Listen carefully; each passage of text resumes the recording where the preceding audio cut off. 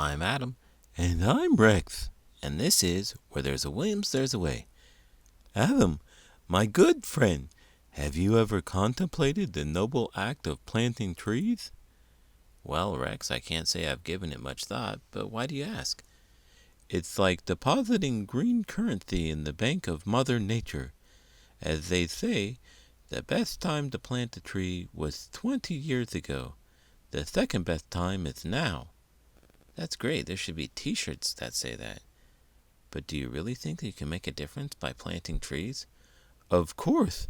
Remember, a society grows great when people plant trees whose shade they know they shall never sit in. We're just doing our part for future generations. That's a beautiful sentiment, Rex. But have you considered where you should plant these trees? Indeed. The true meaning of life is to plant trees under whose shade you do not expect to sit. Let's scatter them like confetti, sprinkling green hope across the land. I see your enthusiasm, Rex. Today's book is a biography about the Nobel Peace Prize winner Wangari Maathai, the planter of many trees. Let's get started.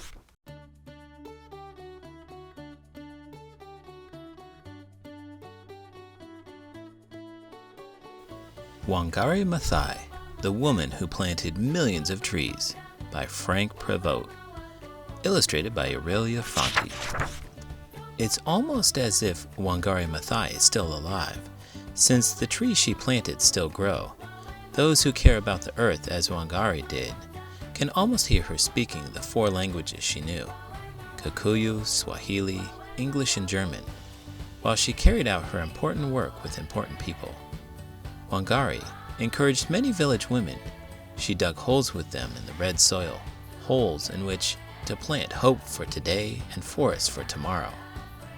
When Wangari planted a large-leaf ebony tree or an African tulip tree, she was reminded of her own roots. She was born in 1940 in the little village of Heath, across from the majestic volcano Mount Kenya, which her people consider holy. This is her story. The immense forest around Wangari's childhood home is populated by bongo antelope, monkey, and butterfly. The leopard, called the Ngari by Wangari's people, lives here too. It may be because Wangari means she who belongs to the leopard that Wangari feels as though she is part of the entire forest.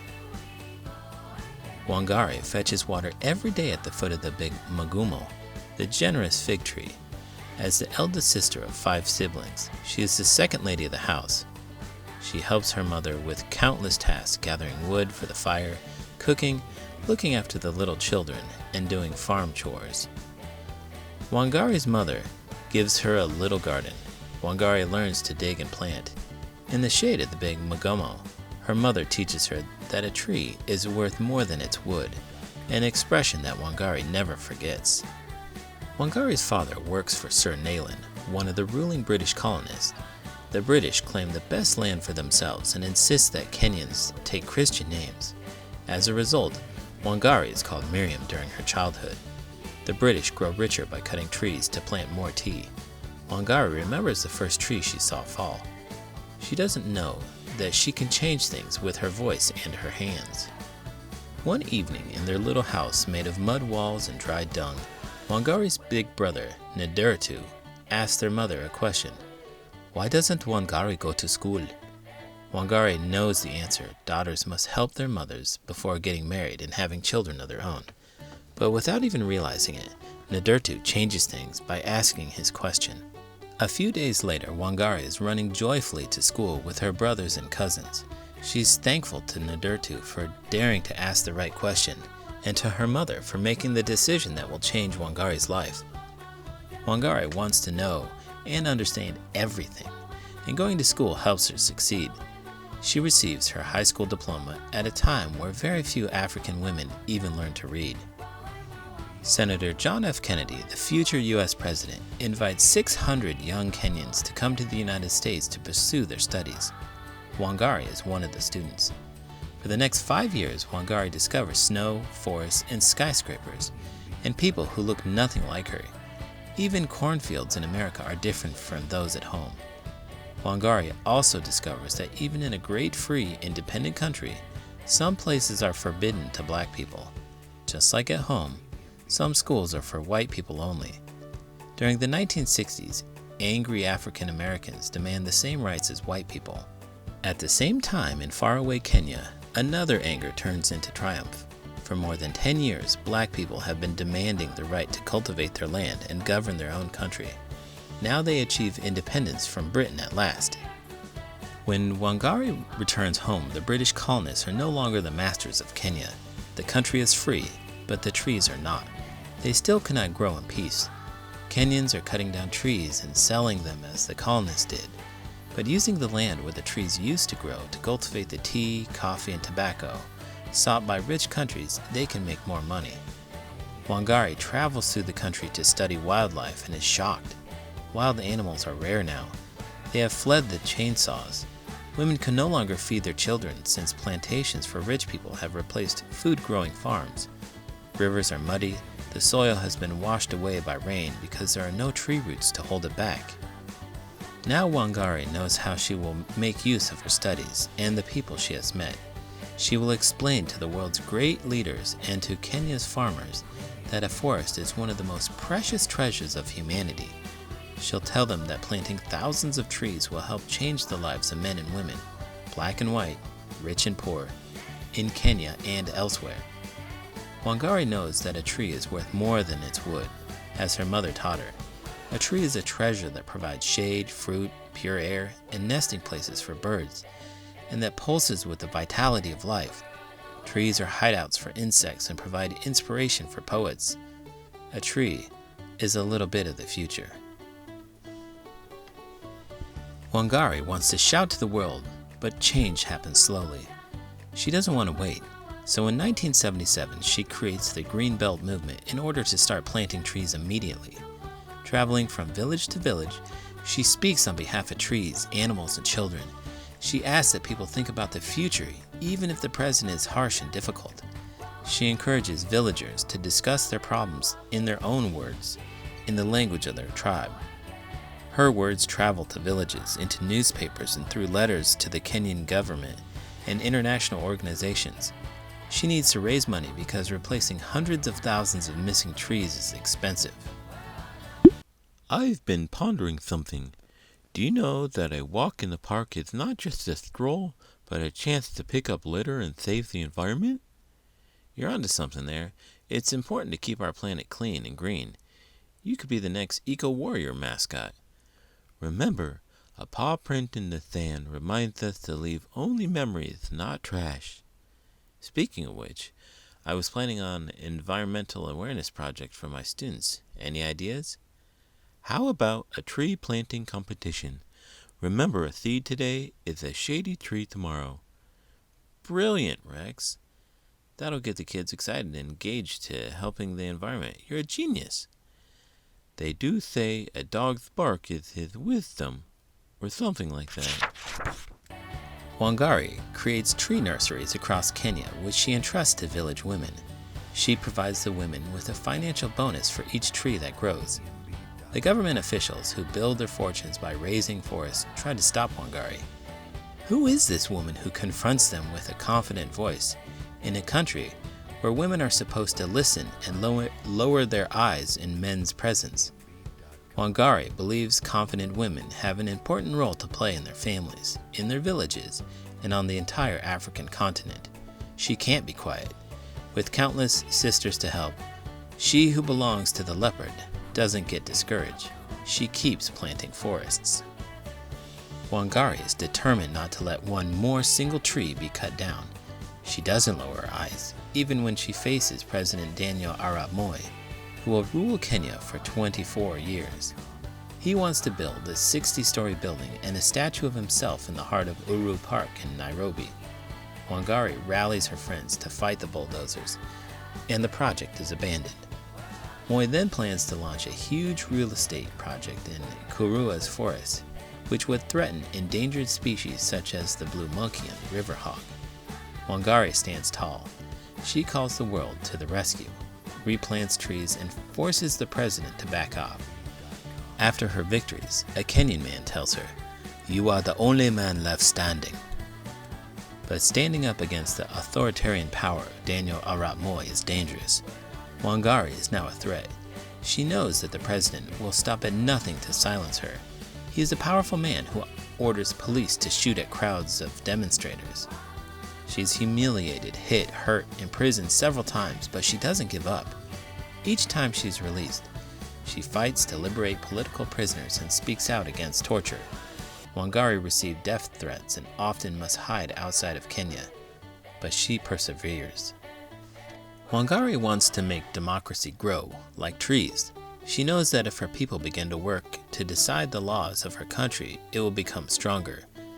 She dreams that Kenya's children will be able to play with tadpoles and clear water under fig trees at the edge of great forests. She wants them to be able to eat when they're hungry. Wangari quickly realizes how many more battles she must fight in order to save the trees. She runs several times for elected office, creates an environmental party, and rallies the opposition to try and bring down Daniel Arap Moi.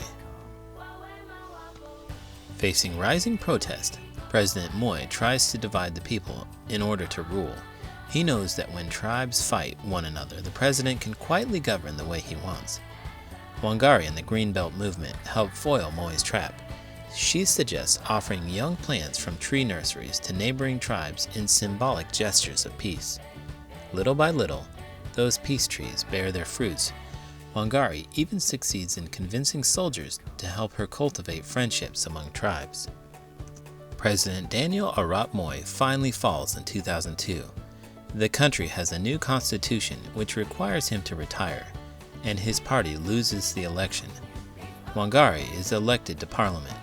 The new president appoints her Assistant Minister of the Environment, Natural Resources and Wildlife.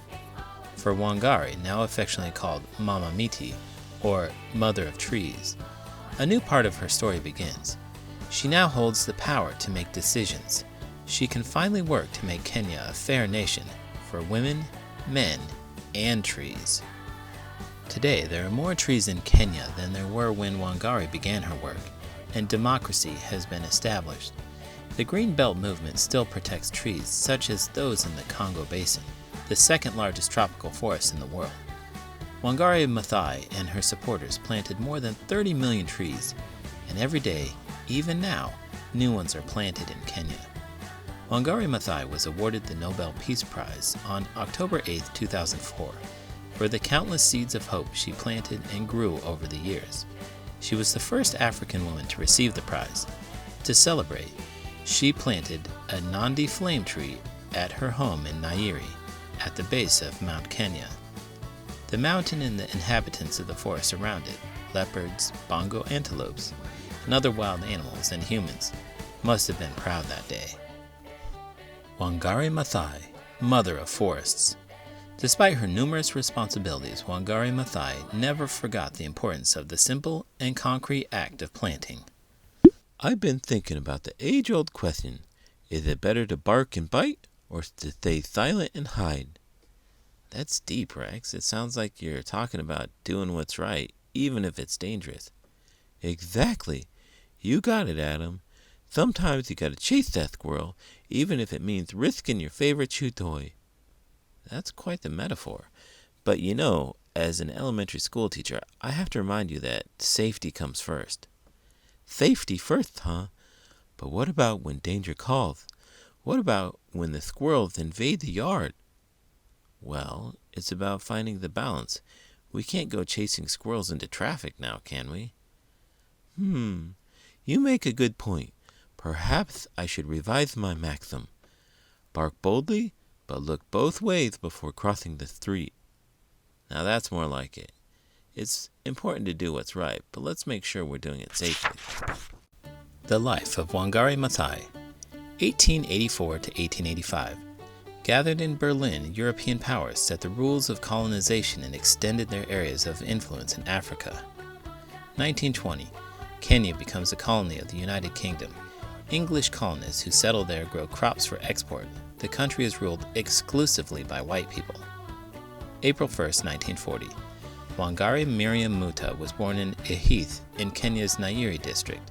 She is a member of the Kikuyu people. Her father works as a chauffeur for a British colonist in Nakuru, where Wangari lives for 4 years with her mother, brothers, and sisters before they return to Ihith in 1947. 1948. Thanks to her mother's determination, Wangari enters primary school at a time when very few girls have access to education. The teachers are tough, but she's passionate and learns quickly. 1951. At 11, Wangari leaves her family to become a boarding student at St. Cecilia's Intermediate Primary School, which is run by the Italian nuns of Nyeri. There she must speak only English. Her tribal language, Kikuyu, is forbidden. 1952.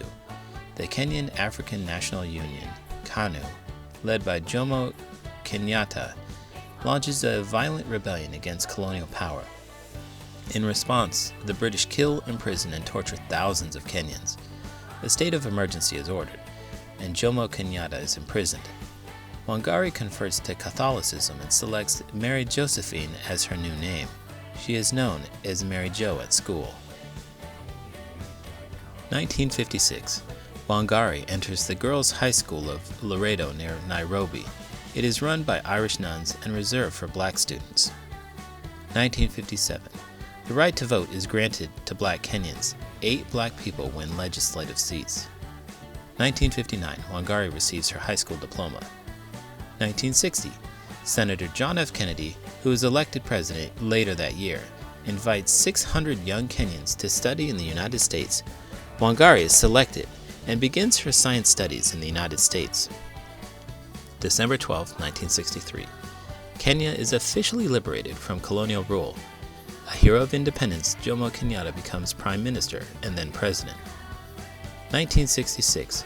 Wangari becomes assistant to the director of the Veterinary Anatomy Department at the University of Nairobi. 1967. Wangari continues her studies in Gießen and Munich, Germany. 1969. Opposition parties are officially forbidden in Kenya. Wangari marries Wangari Maathai. They will have 3 children, Wawuru, Wanjira, and Muta. 1971. Wangari becomes the first East African woman to earn a PhD. She will be appointed an assistant professor in 1974 and will direct the Department of Veterinary Anatomy at the University of Nairobi starting in 1976. 1972. The United Nations, UN, creates the United Nations Environment Program, UNEP, after the first International UN Conference on the Environment. UNEP widely supports Wangari's efforts. 1977. Wangari launches the Greenbelt Movement, GBM, to replace plants and fight in favor of women's rights and democracy. October 1978. President Jomo Kenyatta dies while in office. The vice president, Daniel Arap Moi, is his successor. 1979. Wangari's husband asks for a divorce. He refuses to allow her to keep his surname, so she adds an A, the Kuya spelling, and takes the name Wangari Maathai. 1982. Wangari runs for a legislative election, but the authorities declare her ineligible. She will run and fail 3 more times before being elected in 2002. 1989. With support, the Greenbelt Movement mobilizes against the construction of an office tower in the middle of Nairobi's Uhuru Park and defeats the project. July 7, 1990. Hundreds of thousands of demonstrators for democracy gather at Kamakunji Park. The police open fire on the crowd, killing several dozen people and wounding hundreds. Saba Saba, the date 7/7 in Swahili, will play an important role in the return of democracy to Kenya. 1993. Parliament is suspended. A single-party government is put in place, giving Daniel Arap Moi total power. Wangari hides to stay safe, but continues to fight, working with the GBM and international supporters. 1997. Wangari creates a new political party, the Mazingira Green Party, and attempts to rally the divided opposition. 2002. Mwai Kibaki succeeds Daniel Arap Moi. Wangari is elected a member of parliament and appointed Assistant Minister of the Environment, Natural Resources and Wildlife. 2004. Wangari Maathai receives the Nobel Peace Prize for her contribution to sustainable development, democracy, and peace. She's the first African woman to receive this distinction. September 25, 2011. Wangari Maathai dies in Nairobi. Kenya today. The Republic of Kenya is a country in East Africa located on the coast of the Indian Ocean. Its capital is Nairobi. It has 43 million inhabitants of diverse ethnic origins. The two official languages are Swahili and English. The economy of the country is still very fragile. Kenyans cultivate basic agricultural commodities and raise cattle, but must import numerous products. Revenue from the sale of exports such as tea, coffee, and cut flowers, and from tourism of animal parks is not sufficient to balance the budget. As is the case almost everywhere in Africa, health is a major issue. The AIDS pandemic and malaria claim many lives each year, especially among the poorest population. More than half of Kenyans live below the poverty level. Life expectancy is only 57 years. The forest, a treasure in danger. Forests are home to 80% of the Earth's animals and plant species, and they're being destroyed at an alarming rate. With only 10 billion acres, 4 billion hectares, left today, forests now cover only 64% of the area they covered thousands of years ago. If the current rate of deforestation were to continue, the Earth's forests would be gone in 200 years. A quarter of the planet's tropical forest is located in Africa, but 10 million acres are destroyed there each year by large corporations that sell the precious wood. In Kenya, forests now occupy about 2% of the total land area, compared to approximately 10% in 1990. Despite the efforts of the Greenbelt movement and the government, Kenya still loses around 125,000 acres, 50,000 hectares, of forest each year. In 2006, the United Nations Environmental Program launched the Billion Tree Campaign, BTC, sponsored by Wangari Maathai. More than 12 billion trees have been planted in connection with the campaign so far, but the fate of the forest remains worrisome in relation to biodiversity, climate change, and the future of the populations that need forests to survive. The bongo is the largest antelope in the world. It is threatened with extinction due to deforestation. Fewer than 100 are left in the forests of Kenya. Wangari's words. Quotations from Unbowed, Wangari Maathai's autobiography. If you don't foresee the danger and see only the solution, then you can defy anyone and appear strong and fearless. Page 272. As my people would traditionally say, Arokama Kuranga, may she sleep where it rains. For me, that place is wet with morning dew and therefore green. Well, perhaps heaven is green. Page 276. Trees are living symbols of peace and hope. Page 293. The tree tells us that in order to aspire, we need to be grounded, and that no matter how high we go, it is from our roots that we draw sustenance. Page 293. Quotations from Wangari Maathai's Nobel Lecture. My inspiration partly comes from my childhood experiences and observations of nature in rural Kenya. It has been influenced and nurtured by the formal education I was privileged to receive. I would like to call on young people to commit themselves to activities that contribute toward achieving their long-term dreams. They have the energy and creativity to shape a sustainable future. To the young people I say, you are a gift to your communities and indeed the world. You are our hope and our future. Wangari Maathai is all about planting trees and spreading wisdom. Kinda like me, if I do say so myself. Yeah, I can totally see the resemblance. So, what's the scoop on Wangari Maathai, according to Rex's maxims? Well, you know what they say. Bark up the right tree, and you might just change the world. Wangari was all about that. She planted trees left and right, like she was running out of the forest. It's true.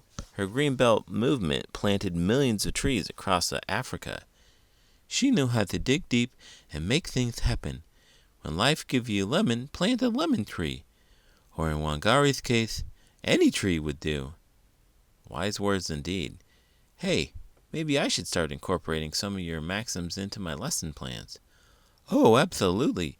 You can imagine the looks on those kids' faces when you start spouting off canine wisdom. They'll think you've gone barking mad. Well, if it helps inspire them to be like Wangari Maathai and make a positive change in the world, then it's worth a shot. Another thing worth taking a shot is liking this video and subscribing to the channel. I'm Adam. And I'm Rex. And this is Where There's a Williams, There's a Way. Did you know Wangari Maathai was the first African woman to receive the Nobel Peace Prize? She was also the first female scholar from East and Central Africa to take a doctorate in biology, and the first female professor ever in her home country of Kenya.